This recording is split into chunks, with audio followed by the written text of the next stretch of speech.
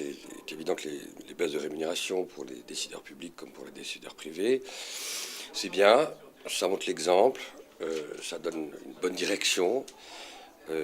C'est de nature à altérer ce sentiment de défiance et de soupçon d'une partie de l'opinion publique sur le fait qu'en période de crise, il y a quelque chose d'inadmissible dans le fait que ceux qui sont au cœur du pouvoir, que ce soit public ou privé, continuent à percevoir des rémunérations insolentes. C'est évidemment beaucoup moins le cas dans le public que dans le privé. Donc c'est un symbole puissant, important, mais en même temps il faut prendre garde à ne pas instrumentaliser les symboles pour faire l'économie de l'essentiel. Je crois que ça n'a pas beaucoup de sens de se livrer là à des querelles de chiffres.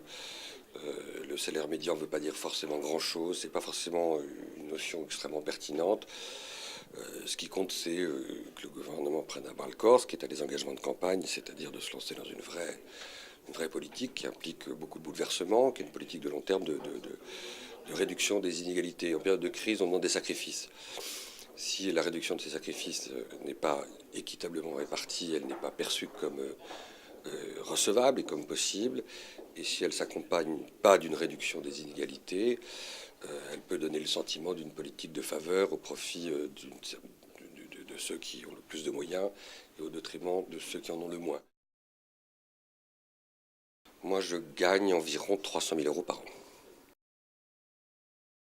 Je suis à la fois absolument en ligne avec les mesures du gouvernement qui exigent de ceux qui gagnent plus, et je fais partie évidemment du pourcentage des Français qui perçoivent les revenus les plus élevés, sans doute dans les 1%, donc je me considère comme tout à fait privilégié.